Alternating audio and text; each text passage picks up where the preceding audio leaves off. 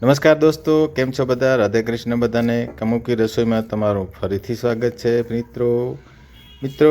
આજે ફરીથી નવા બ્લોગમાં તમારું સ્વાગત છે. આજે બનાવવાના છીએ ભીંડીનું શાક.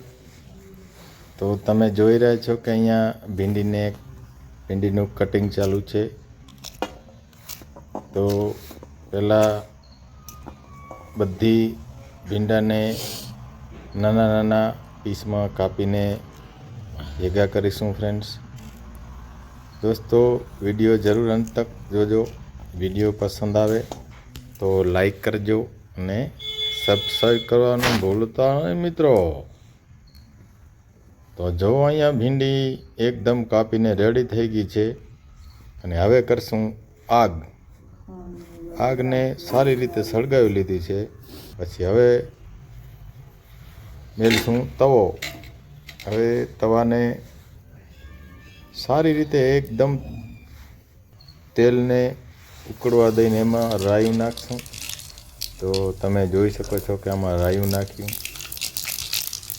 રાયું પાકવા દેશું એકદમ પરફેક્ટ. પછી એમાં નાખશું ભીંડાને એકદમ પાકવા દેશું, જેથી કરીને એની જે લારો હોય એકદમ બળી જાય. એવી રીતે પરફેક્ટ આને હલાવીને લારો બરે નહીં ત્યાં સુધી એને પાકવા દેશું દોસ્તો. તો તમે જોઈ શકો છો કે અહીંયા ભીંડાને એકદમ સારી રીતે પકાવવા માટે બિલકુલ રેડી થાય છે.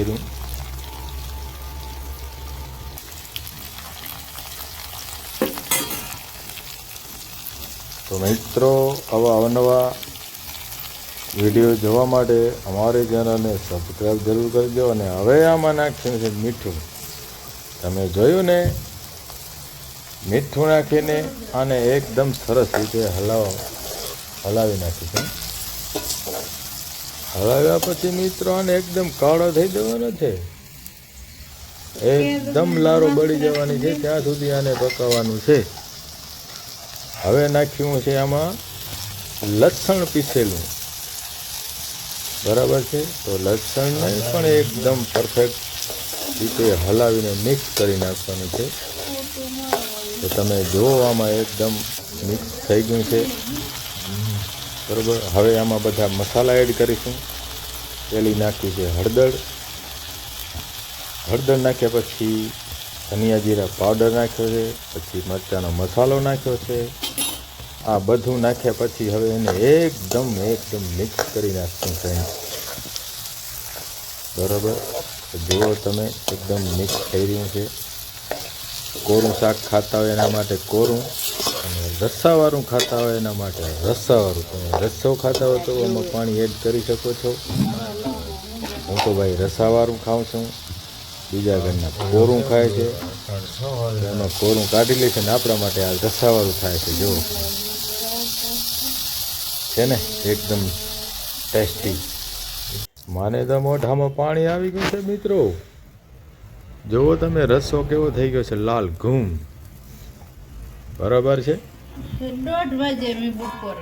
એકદમ પરફેક્ટ રીતે આમાં રેડી થઈ ગયું છે.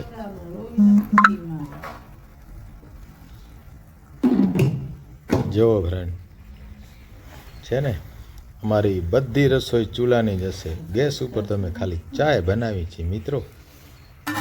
હવે આને ઢાંકી દઈશું એટલે એકદમ પરફેક્ટ રીતે પાકી જાય અને ગ્રેવીવાળું થઈ જાય મિત્રો. જોઈ લો તમે, થઈ ગયું ને ગ્રેવીવાળું, એકદમ સરસ રીતે.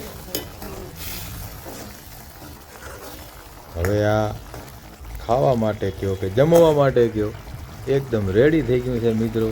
તો આવા જ વિડીયો જોવા માટે તમે અમારા વિડીયોને લાઈક કરો અને સબસ્ક્રાઈબ કરો, જેથી અમને બહુ આનંદ આવે અને અવનવા વિડીયો બનાવતા રહીએ.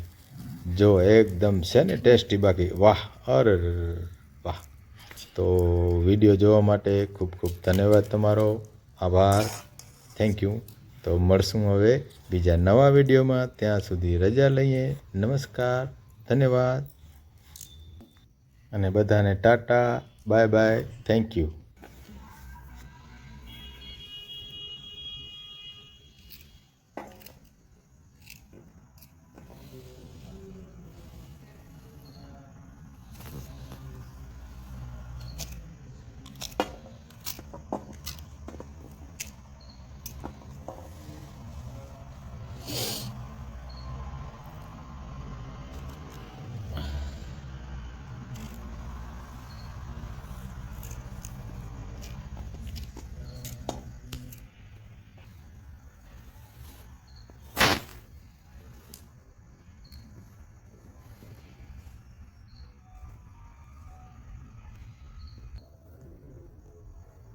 બધા રાખવી આવી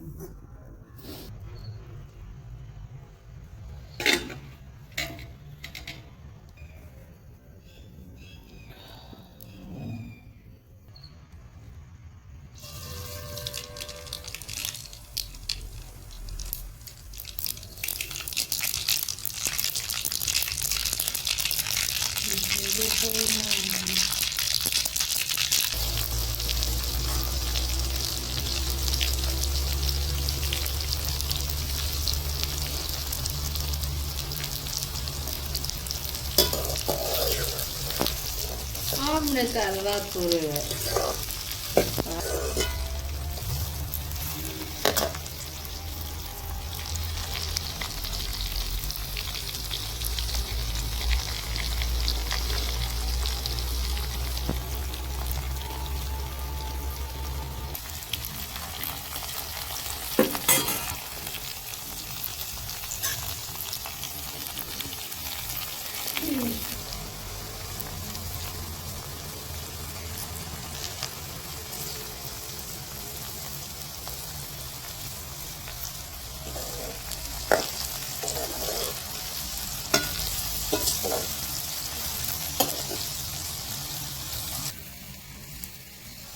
que durmiendo más trascendente.